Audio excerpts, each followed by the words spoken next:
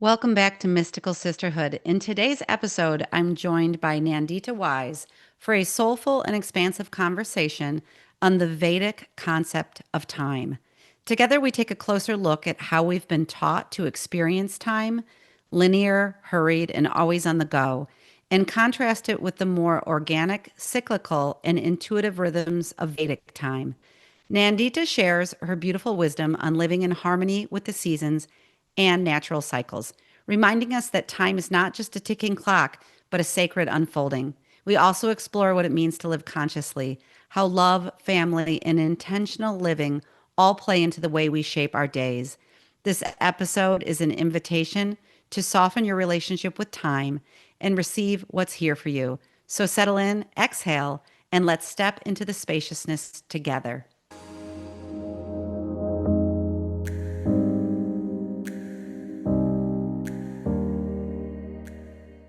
Welcome back to Mystical Sisterhood. This is your host, Maureen Spielman, and I have a repeat guest today, Nandi Wise. Hello, Nandi. I'm just going to say hi right off the bat.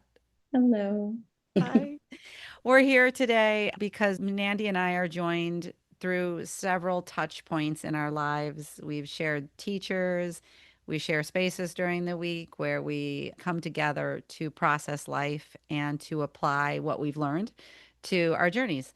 And I want to say welcome back. And just to the listener, if you recognize the timbre or the resonance of Nandi's voice and you're like, where have I heard that before? She was actually on episode 103, which was on December 11th of last year. And it was called Awakenings to Soul Knowings, a journey through ancestral patterns and conscious parenting. I'm welcoming Nandi today into the space to explore this topic of we started with what is Vedic time or the Vedic concept of time is where it started and how is that applicable to our modern day lives. I am seeing in very many videos and information coming through this renaissance of ancient wisdom, and even in some books that were created centuries ago or thousands of years ago, they're becoming more and more relevant. I don't know, Nandi, if you can even share something like, we'll just start like what are the Vedas, but I want to talk about that. Like what is happening right now and why is this ancient knowledge coming through? And we're going to really be talking about how we can use it to guide our lives. But I'll just say welcome, and I'm excited to dig into this topic.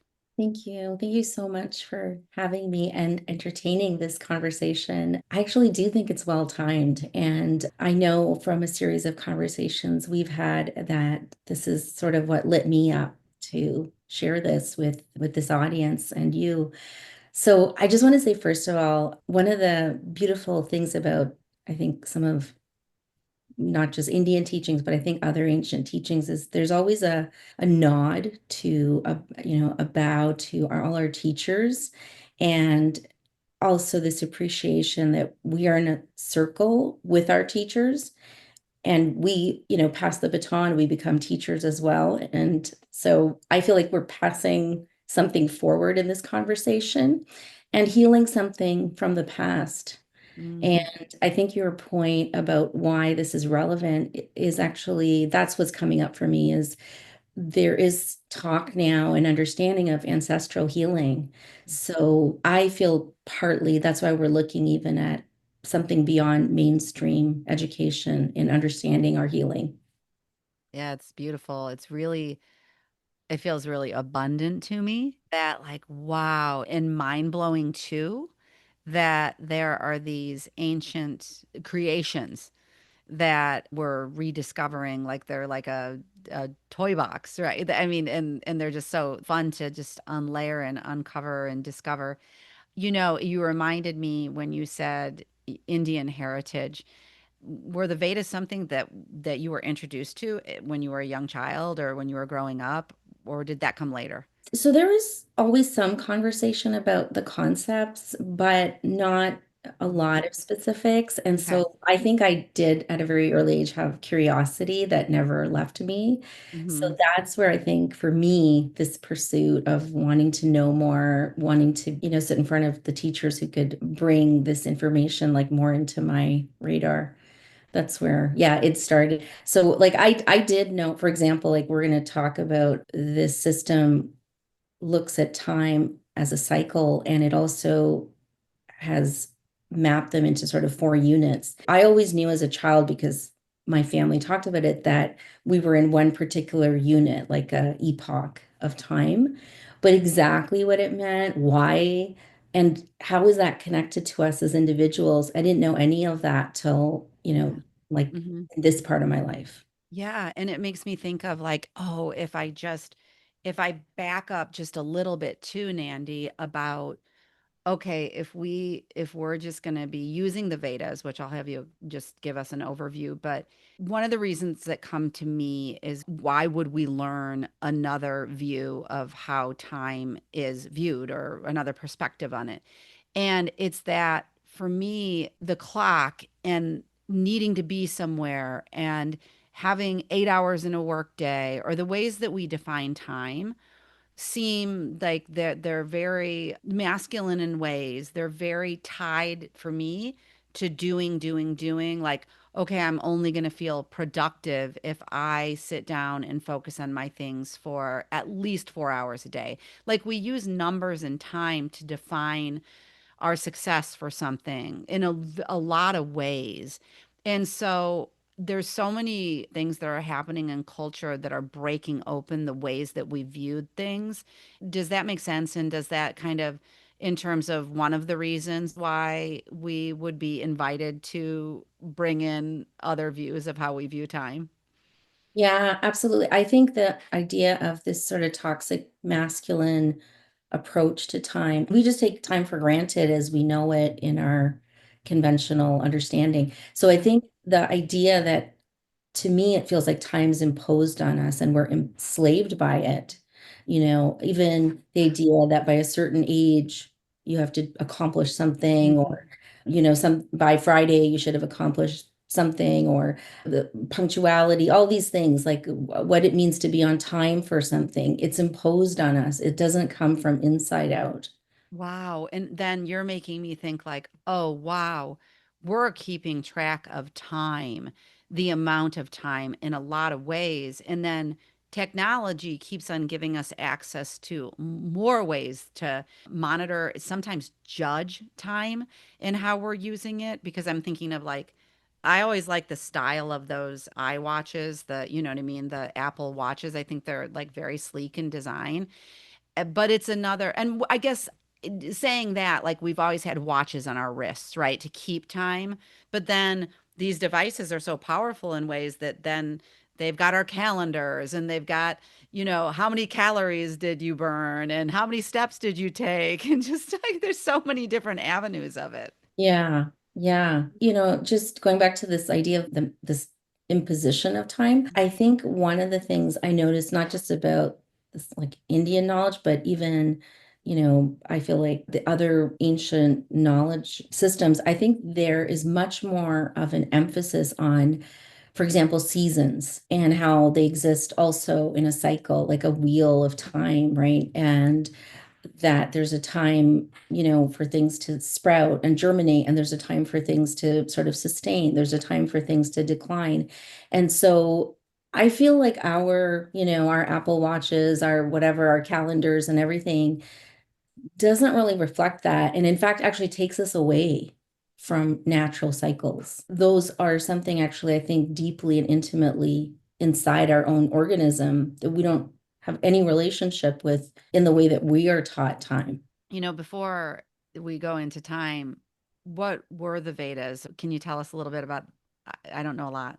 Yeah, I love to. So I just want to say, first of all, the tradition of Vedas, and I mean, it's very old, but the people who, distilled this knowledge were incredibly devoted, like devoted their lifetime to this knowledge and wisdom. And there was an oral and a written tradition. The people who were teaching, I mean, there was also this real respect for the idea that wisdom takes time to embody, and that teaching it and passing it on is a very sacred act. I just want to say, as a person coming to offer this, I mean, I feel like a little tiny caterpillar, at the base of a sequoia tree. It strikes me with that it's very magnificent, deep, and rich and complex. I want to offer it in a way that's simple, but I also want to say if it's a mind pretzel at any point, just take what feels comfortable and leave the rest for anybody like listening to this and feeling, whoa, this is, Yeah. real Hmm. mind bender because it is, and it was for me. But I also felt part of the fascination for me was there's some sort of existential relief I felt in learning this. So that's what I want to offer to everyone. Okay. If that's Yes. available for you, that Yes. some sort of comfort, some sort of something in you can relax in Hmm. understanding this, then honestly, that would be very exciting to me. I think that's a great point. I hear you saying allow what's here for you. There is nothing wrong with you if you don't understand parts of it. That's absolutely probably going to be for most of us because I think sometimes when like you're saying these are big they've been around, they're very rooted, there's layers, there's just layers upon layers of understanding with it. So be gentle with it, it sounds like. Yeah. Yeah, Hmm. yes, Okay. absolutely. This system of knowledge, like there are texts, they were divided into six branches. So as far as I know, as like early as 1000 AD, these were around, and there were people coming from Europe, China, Middle East to India to study these. So they weren't a secret or anything. They aren't well known to our time and this time of history, but they were, I think, well known to the world at that time. And they essentially divided into six branches, the system of knowledge. And so in that system, they cover like a wide variety, biology, linguistics, business, health, astronomy, philosophy, biology. So a lot of topics are covered. And this one particular branch, and by the way, below the six are there's many more subdivisions, but that one of the six are the Vedas. And the Vedas are essentially guidance for how to live our lives, like how to be in harmony with nature and the planet and one another and ourselves. That's probably the best way I can describe it. I just want to give a quick little analogy. I was watching a film a couple of years ago about a young girl. I think she was from Australia and she was maybe 16. I think she became the youngest sailor. And so in this film, it was called True Spirit. She learns a lot about navigating the ocean. If you watch this film, it's quite amazing how she knows so much about particular parts of the ocean. Like, for example, where she's going to be stuck and she's going to be adrift because there's no winds, particular places where it's very likely she's going to capsize. The knowledge and the mapping of the ocean for these sailors who sail the world, it was sort of astounding watching that. And I would say that's really analogous with what I feel about this concept of time in the Vedas. We're just touching on the surface, but it is quite like rich, and what they understood in the system really is mind blowing. So I will start by saying we all know that in our solar system, we have a sun at the center and we have planets orbiting. And what in the Vedas it suggests is there's actually a companion sun to our sun. There's a twin. And these two suns actually orbit around each other. They are actually very related to us and how we live, how we are. So the idea is that the time map is when they have completed a full orbit. I'm not exactly sure if they cross each other in the orbit or they just come very close to each other. But when they come close to each other and then they move out and come back, that is like one cycle of time. And so that's the beginning of this. The other part of this is when they are absolutely closest to each other, that is when human consciousness is at its highest. That is not where we are. Don't get too excited. Yeah, I got excited.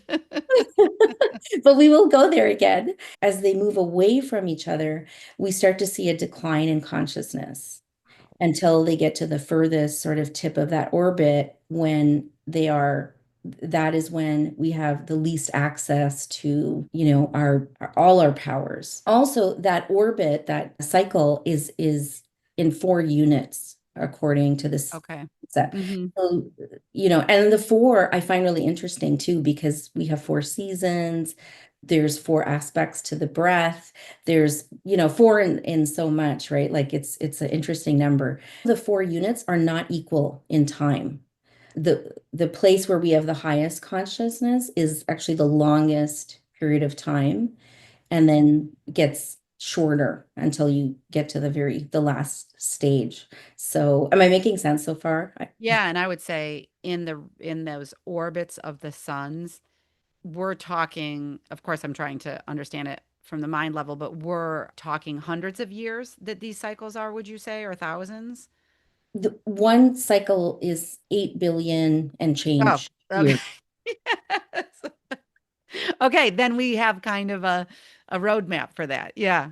Okay. Hmm. And so there are units beyond that in how they track time. So 1,000 of these orbits is considered like one kalpa, Kalpa. So that is a unit, and then it goes beyond. But I'm not gonna Okay. I'm Yeah. gonna state it Wow. small for Yeah. our conversation here. So let me tell you the units, the yugas, Yuga. The one where the suns are closest, and so our highest consciousness is Satya. So it's Satya.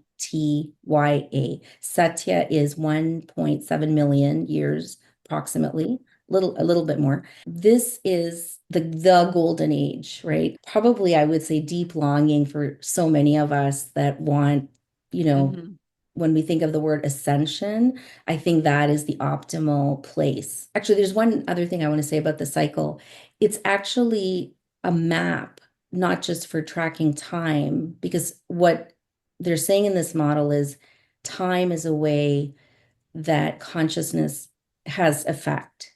So, what actually this map is doing is tracking our dharma and our karma, how we walk our highest path, and then karma, which is like sort of cause and effect. Like any action we, even intention sometimes has karmic effect, right? If you think a bad thought towards someone, you're kind of accruing karmic debt. Yeah. So Satya is when karma is like we are releasing our karmic load. We have relationship with ourselves, with each other, with the earth, with animals that is absolutely in our highest, for the highest benefit of all. And then we go into Treta. Treta is a period that is 1.3 million years. And this is still a golden age. So for human beings, our word is our bond. These two periods are associated with very long lifespans, like tens of thousands of years. Strength, health, there's no disease. Like that is what, is associated with. And at the end of Treta, that's when we start to see a decline in consciousness. The next stage is Dwapara, Dwapara. Sorry, I know these words are a little bit hard. Dwapara is about 800,000 years. It's the first time we see duality in human consciousness. And it's the first time we have things like distrust in one another, gossip. First time we start to feel a need to protect ourselves from one another. So this is the first time there's war.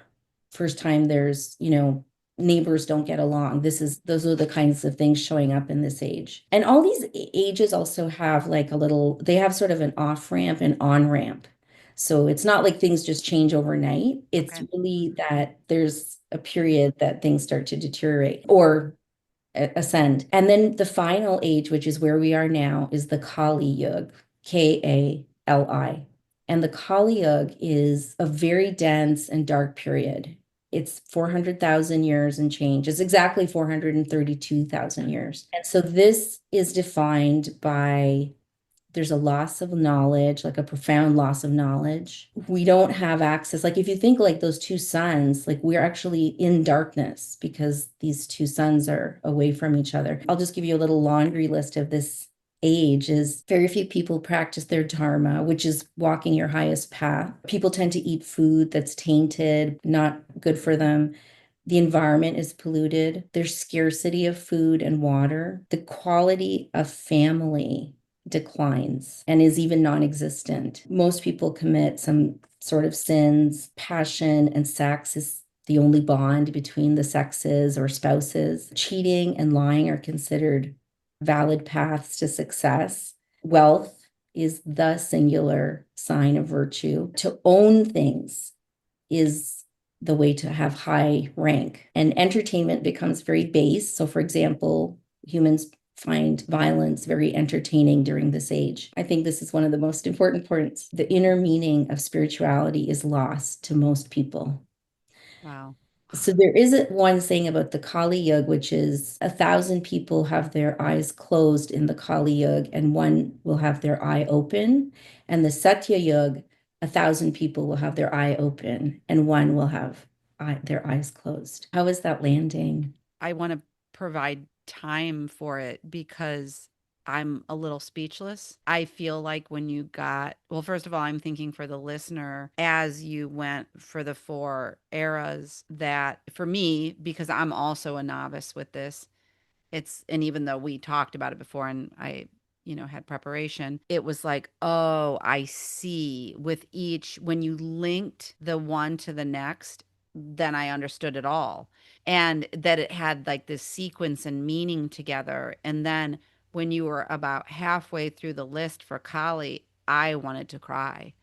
I wanted to cry for humanity, I think. I don't know what that is, but it feels like a body response. I wonder for the listener just to ask that question. I'm so curious, did you have a response in your body? What did you feel when Nandi was sharing this? I just like felt it so much in my body. And I think that the wanting to cry was sort of a sadness coming up about it Yeah. because we see it, we're experiencing it. And then I'm like, wait, what? Yeah. Yeah. Before sitting down with you today, I was thinking part of like you might think life feels so random and senseless. And I think the best way I can interpret this model is it's sort of saying, just like in our microcosm, in our individual lives, we go through periods that are difficult and rough. And sometimes even like in the course of a day, you had a argument with your spouse or some child, something happened that was difficult. You had a flat tire. And then there's other times in the day, hopefully, that there was something positive, uplifting, like, so there's even our day is cyclical. And if you kind of move outward, I think what is being said here also is, first of all, that we are absolutely intimately related with time. It is in our cells and in our, like every fiber of us, this time and the cycle is completely linked to us. And it's not random. And everything you do and with the intention of how you do it matters, because that's why it's tracking dharma. It's tracking our highest intention and how we're in a way driving time, right? We're driving, though it doesn't feel that because we've sort of lost that awareness, we're disconnected. And I think the sadness, I think that is also an understanding of how important we are as a collective and individuals, and that we don't want this for ourselves. Like we want to Right. be Yeah. connected. We want deep purpose. We want to feel in every choice we make that there's some meaning, that it's not for nothing, Mhm. right? Right. Yeah. And do you feel by offering the teachings and bringing them out? Because one thing I thought about when you were sharing the parts of Kali, it reminded me when you said starvation or not enough food, resources, you know, in my life, I'll think like, why in this lifetime, when I look at this lifetime and we're living in a lifetime where there are parts of the world, we know from the news that populations are without food and they don't have enough. I can't understand that. My rational brain is like, well, wait a minute, there's enough resources. And I've heard people say, oh, that could be remedied quickly with the right action towards it. But it's giving me a framework for some of these things. I think maybe it's my soul self or it's my human self too, can't understand why these things are happening. The Vedic teachings are saying, well, we're in a cycle. This is the cycle we're in. So, and you just alluded to this. The thing that I'm wondering is, will these years always remain static in terms of the length of time they are? Or does rising consciousness affect that moving faster? Can we get there? I'm always wanting to get places faster, right? Come on. But yeah, I don't know. I'm just thinking about these different angles.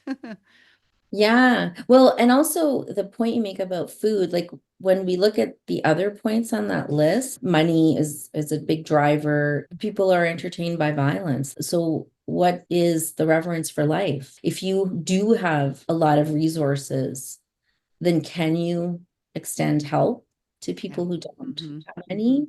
Mhm. Or is there something that we value in this period about hoarding our resources, Yeah. right? They're all connected. All those points are Mhm. actually completely connected. To me, individually, I feel this makes so much sense that there's a way to look at this where you're the center of the turning point, actually, Okay. rather than just feeling like you got on a ride and nobody Right. asked for consent. Uh-huh. The hope this gives me is like, oh, that's my power, is actually how I connect with my family. So if the quality of family is greatly in, depletion right now, how do I show up for my family? Or how do Mhm. I go and talk about my family life, maybe to other parents, other moms, other people I meet who are Yeah. struggling and not knowing where to start with their family. Like, I think sometimes we just have a way of inspiring and being contagious to one another by just making the change ourselves. I love it. The word, it's so funny because I'm thinking about this word in my head. The word responsibility comes to my mind. Responsibility sometimes can be a word that's like, you have to do this. It's your responsibility. But then it's bringing on a different meaning of response and ability.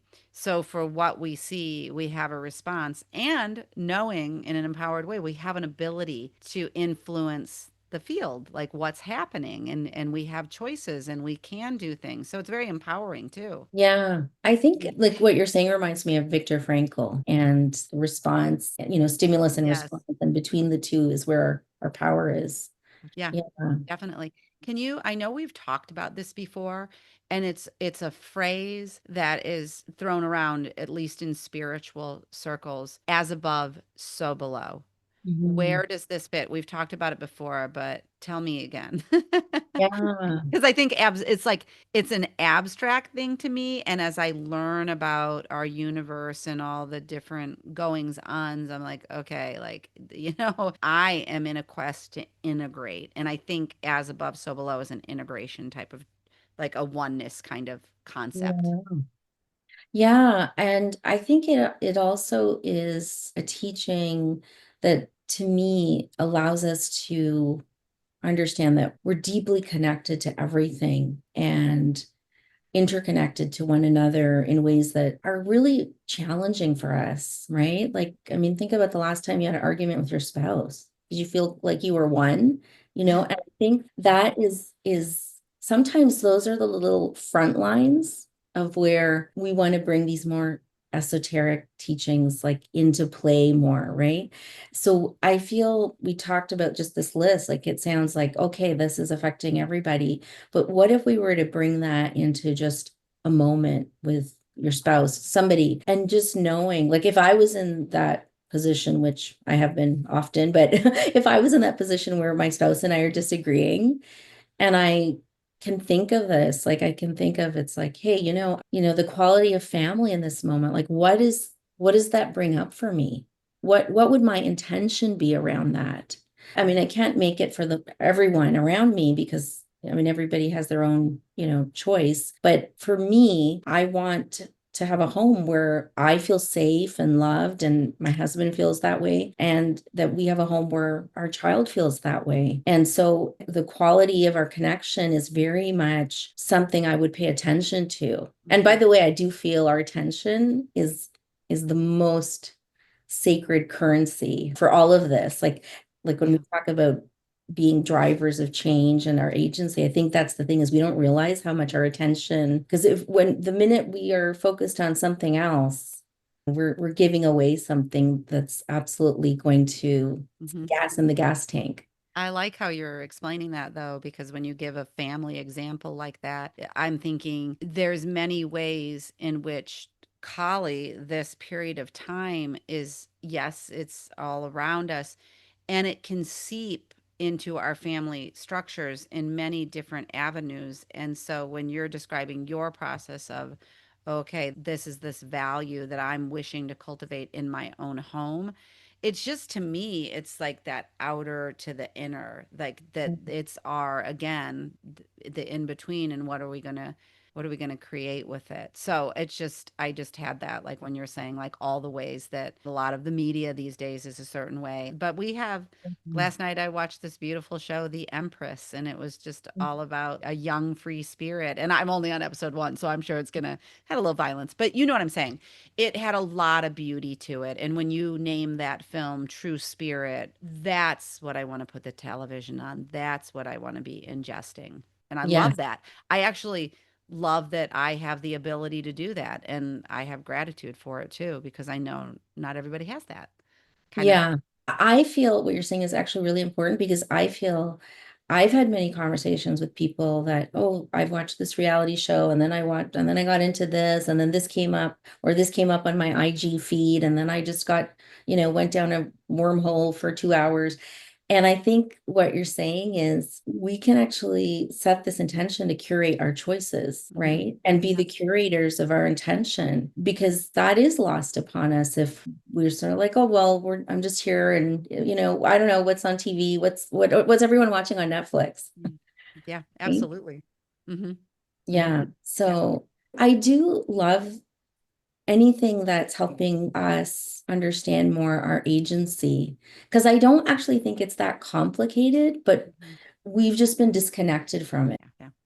Yeah. Mhm. Yeah, and I just love the concept you're talking about of curating. And how do you want to curate your precious time for Yeah. today and for Yeah. the evening? And yeah, because so many times I know around my house it's like, "Oh, it's night, we're going to turn on the TV."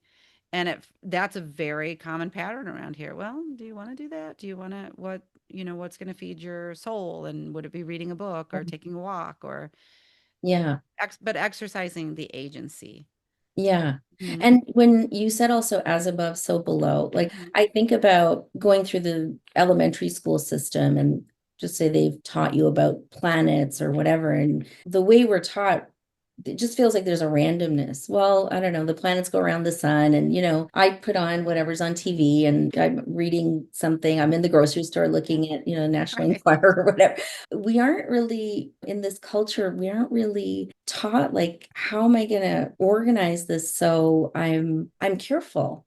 So many people are really becoming careful about how they eat and that they're eating particular way, not just what they eat, but to sit mindfully and eat in a way that's mindful and loving towards self. Same with entertainment. I think so many people are doing healing work because we're so also compartmentalized. And that also makes us feel very random. We're Mhm. just sort of, Mhm. I'm here, I don't know, reactive. And why are we looking at reactivity?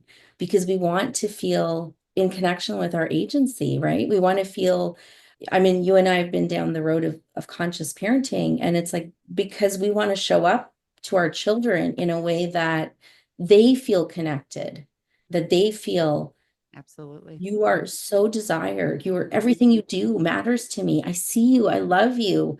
Don't ever lose that memo. Absolutely. Yes, yes. I'll say, for that podcast, having women and men, I just got someone just suggested a second man. I was like, whoa, okay, that sounds kind of intriguing, Joe. Like, he's our guy, right? But that is an aside. But just bringing, I really feel that witnessing each other in this space, I said that to you at an earlier time, that I think it's such a beautiful just to see women coming forward with, this is what I love, this is what I'm cultivating, this is what I'm growing, and I think it comes from an inner knowing that it matters. So I just love that there's an inner driver, like it matters. It matters that I think about my parenting. It matters that I share with people, to give permission to question the ways that you mentioned, ancestral lineage, the way that's kind of, because if we've been in Kali for a while, then this has been coming down generationally, it feels like too. So it's a really a big reclamation that's occurring right now. Yeah, I just want to share with you. I had a conversation with a friend who is in her 60s, and she had said to me, like, what have I accomplished? Like, what have I done? And there was this, a lot of sadness around the conversation for her. I do really feel like part of this, for me, this is why I could respond to her in a way I did. I was thinking about, yeah, for each of us walking our highest path is not the same for everybody. Yeah. Right? For Hmm. one person, maybe they start a school. For another person, they have company, Hmm. they employ thousands of people. Maybe that is walking their highest path. For other people, they're taking care of an elderly parent. So I was saying to this friend, just like I was thinking about all the connections to the people in her life and how she's gifted people through her career. She works with children, all these different ways that I think just our conventional way of measuring success is such a letdown to so many people who are the glue of our society, right? Hmm. This Yeah. is the feminine intelligence. This is the feminine model of love. It is this invisible gel like that holds families, that holds communities, society. And so it's not rewarded monetarily. And so therefore people feel I haven't done anything, but I don't matter. And that's heartbreaking to me. I Hmm. find that really heartbreaking because it's like, no, are you kidding? Like when I think of my life and I think about the grandmothers, the parenting I had, and all those things, they have allowed me to breathe and walk in a certain way that I feel Absolutely. enormously grateful to. Yes. So there's all these outside metrics. And then I think that, like, this concept of a life review, because I know this, people don't see all the magnificence of their life either.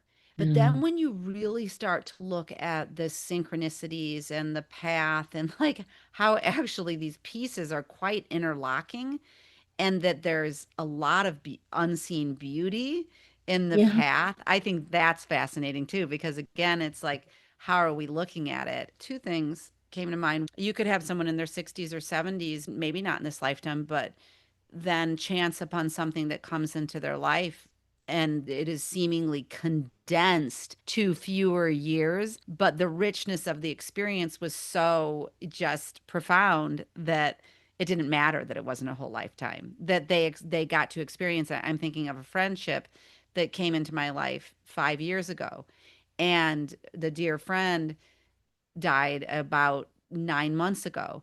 I knew her. I was able to cultivate this relationship within whatever it was, the 4 years, and our circle who surrounded her. And it like when she transitioned from this life, I was like so sad. And I knew that the depth of the experience was so connected and profound that time was not of the essence. It just wasn't. That was a yeah, soul experience of sharing. So that comes to mind when you say, how we put these timelines on things and the not enoughness. But when we allow ourselves to be with people, to sink into the moments, to feel what it feels to love, it's yeah, like that's where the richness is. It's not like when you're talking about the Kali measures of success. It's just the era we're in. yeah, Yeah. yeah. Yeah. Yeah, and I really appreciate your example of Hmm. a friend and the connection. And even I think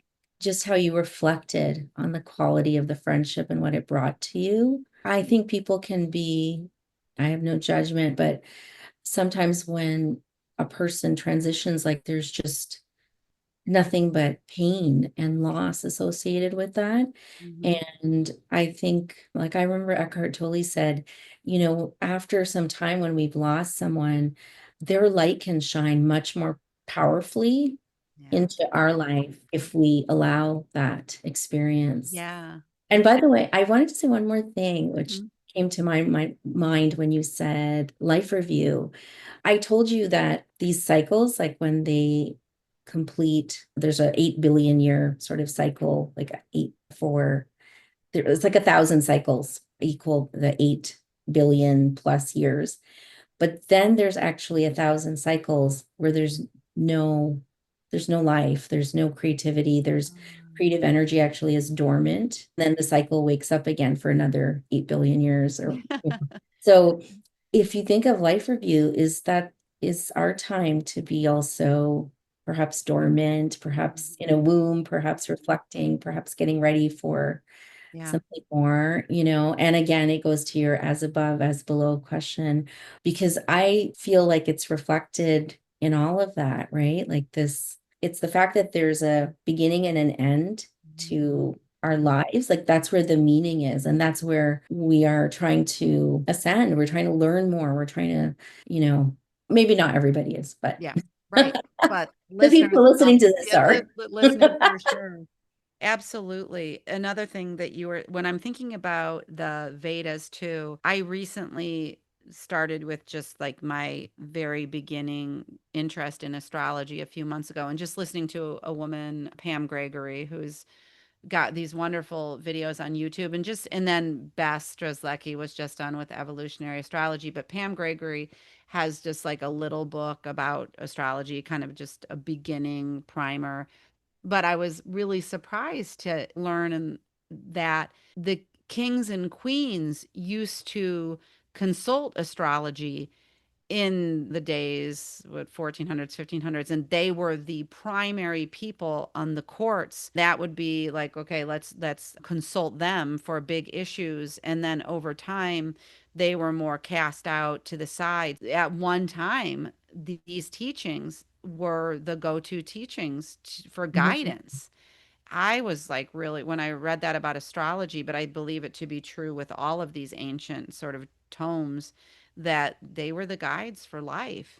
And Yeah. so, and we're living in a time too that has seemingly like become so complicated that it strips it down to some essentials, where I believe many of us are craving the essentials in simplicity. Yeah, I believe that too. Yeah, I think, for a lot of us, we're conditioned into a culture where we're taught very early on to deny our authenticity, which makes me Mhm. sad, in order to fit into a system that's asking us to be productive and Yeah. a producer and a consumer. So I think there's trauma. There's a lot of collective trauma for us around denying our authenticity. I think we don't have enough fun. We don't have enough free time. We don't have enough time for stimulating conversations. I think there's a lot put on our plate that doesn't allow us just to have this relationship with ourselves. I think that actually works. It can detoxify itself on its own. It has its own cycles. And for sure, when we have these traumas like, I'm not enough, I'm not worthy, nobody likes me, I'm alone, I'm disconnected, life is random. I think all those things are really create this other system to be imposed on us, right? Like,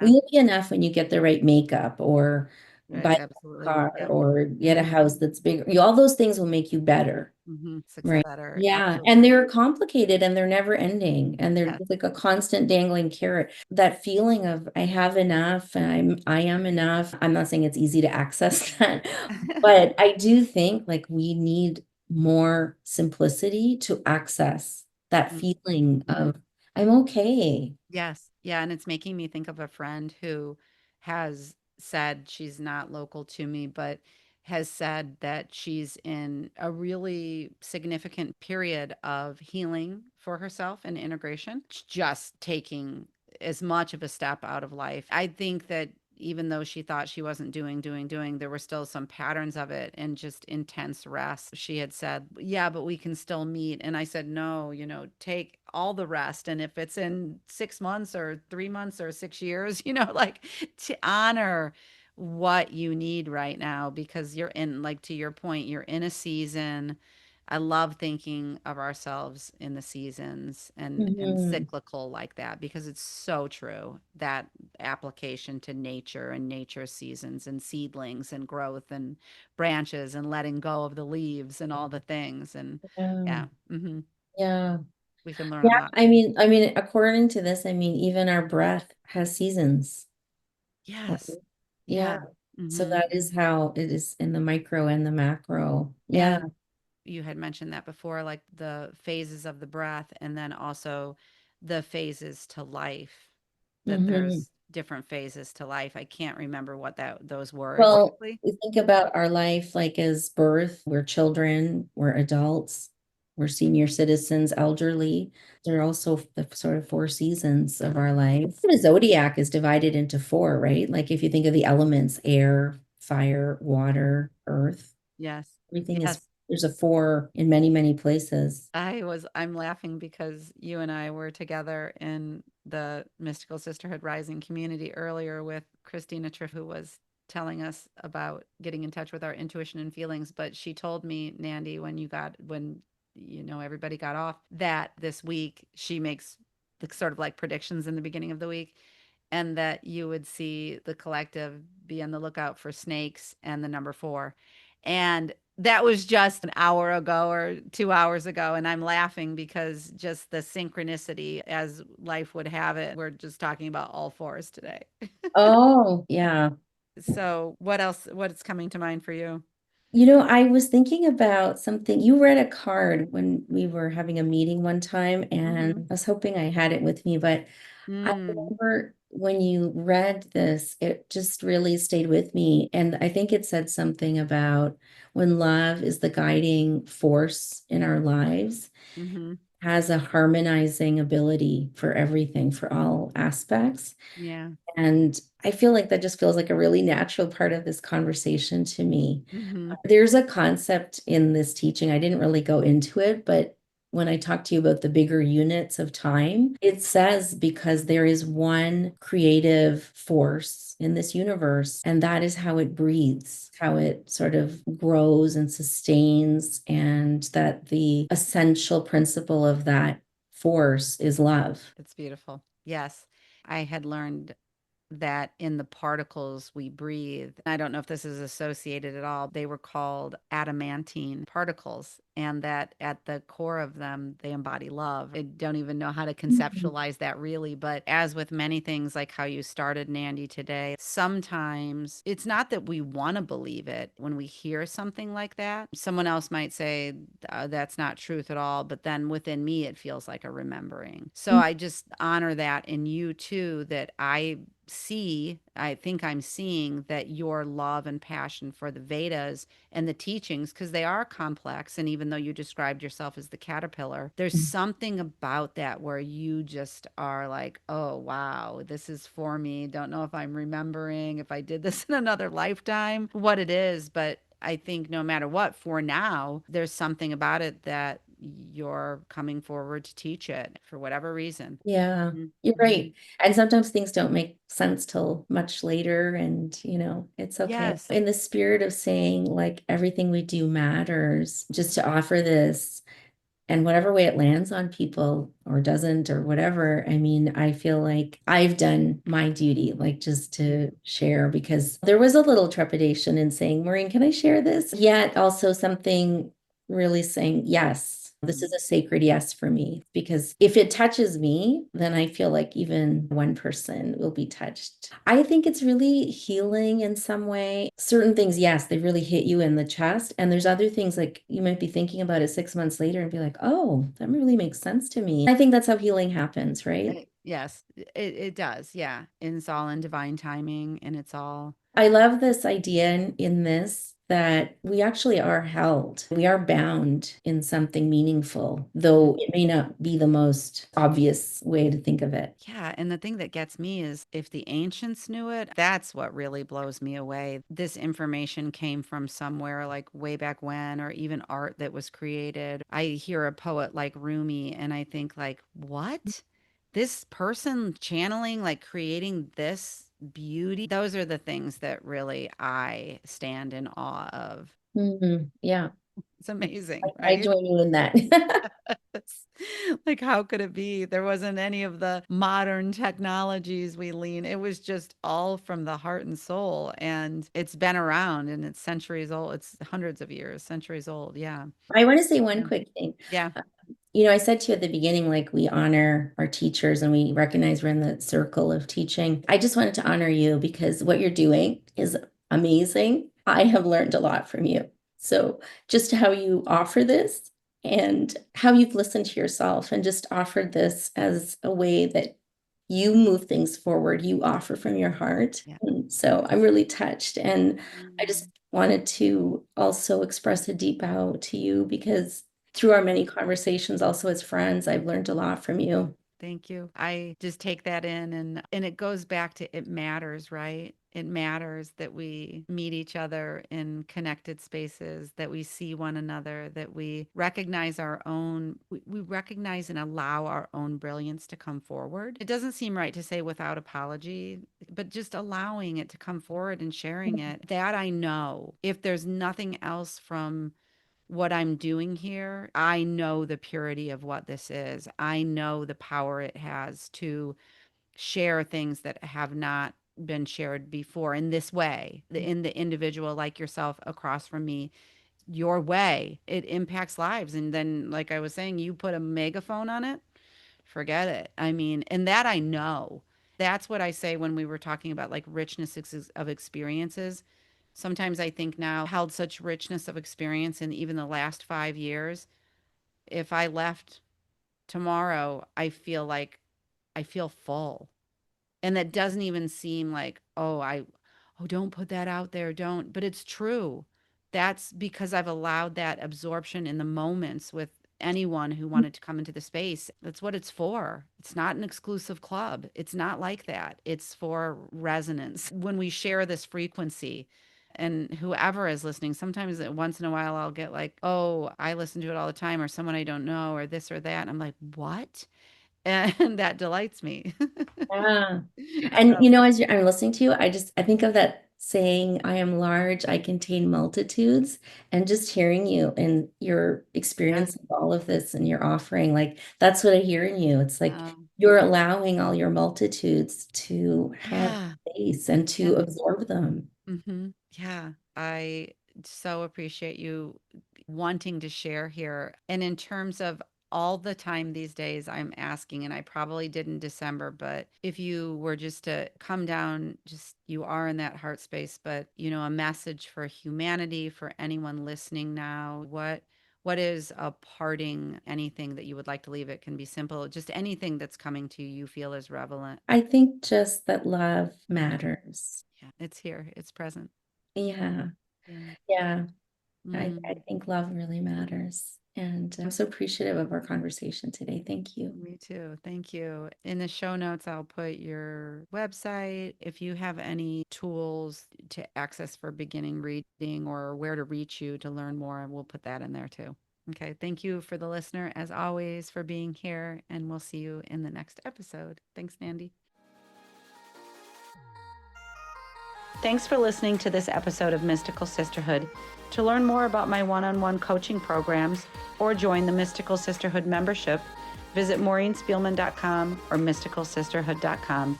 Thanks so much. I'll see you in the next episode.